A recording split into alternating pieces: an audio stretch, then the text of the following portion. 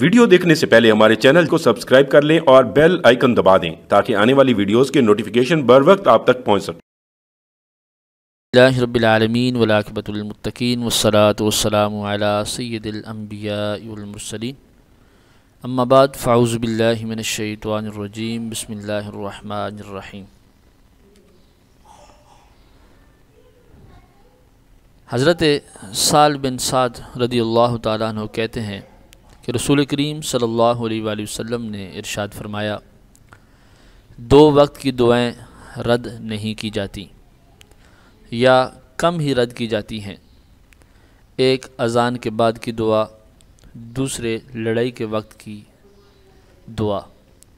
جب دونوں لشکر ایک دوسرے سے بھڑ جائیں، لڑ جائیں، اس وقت دل میں جو بھی دعا کی جائے رب تبارک و تعالیٰ اس کو پورا فرما دیتا ہے۔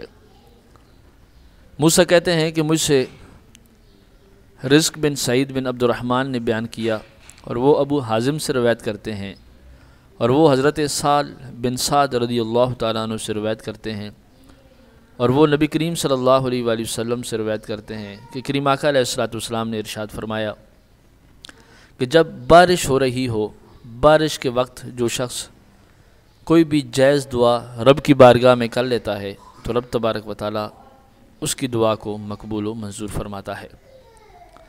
محترم سامعین ناظرین، حضرت انس بن مالک رضی اللہ تعالیٰ عنہ کہتے ہیں کہ رسول کریم صلی اللہ علیہ وآلہ وسلم نے ارشاد فرمایا کہ اذان اور اقامت کے درمیان دعا رد نہیں کی جاتی۔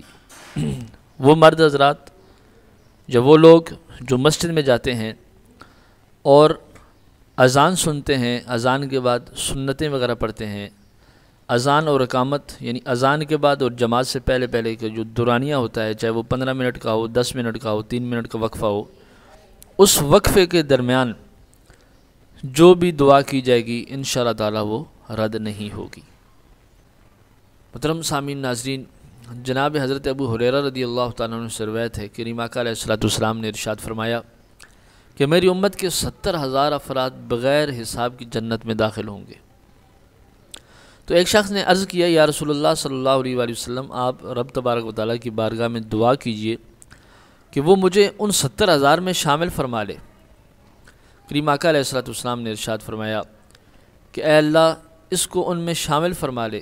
پھر ایک دوسرے شخص نے کھڑے ہو کر عرض کیا کہ یا رسول اللہ صلی اللہ علیہ وآلہ وسلم، آپ رب تبارک و تعالیٰ کی بارگاہ میں دعا کیجئے کہ وہ مجھے بھی ان 70,000 میں شامل فرما لے۔ کریم آقا علیہ السلام نے ارشاد فرمایا کہ عکاشہ اے میرے غلام تجھ پر سبقت لے گیا ہے۔ حضرت جابر بن عبداللہ رضی اللہ تعالیٰ عنہ سے طویل حدیث روایت ہے، فرماتے ہیں کہ پھر قیامت کے دن مومنین نجات پائیں گے تو سب سے پہلے ایسی جماعت نجات پائے گی جن کے چہرے 14ویں رات کے چاند کی طرح چمکتے ہوں گے۔ وہ 70,000 افراد ہوں گے جن سے کوئی حساب نہیں لیا جائے گا۔ پھر وہ مومن نجات پائیں گے جو ان سے متصل ہوں گے اور جن کے چہرے آسمان کے ستاروں کی طرح چمکتے ہوں گے۔ پھر یہ سلسلہ اسی طرح جاری رہے گا۔ محترم سامعین ناظرین، یہ کون لوگ ہوں گے؟ یہ وہی لوگ ہوں گے جو دنیا کے اندر رب تبارک و تعالیٰ کی بارگاہ میں دعا کرتے رہے کہ مولا ہمیں دنیا میں بھی کامیاب فرما، قبر میں بھی کامیاب فرما اور میدان معاشر میں بھی کامیاب فرما۔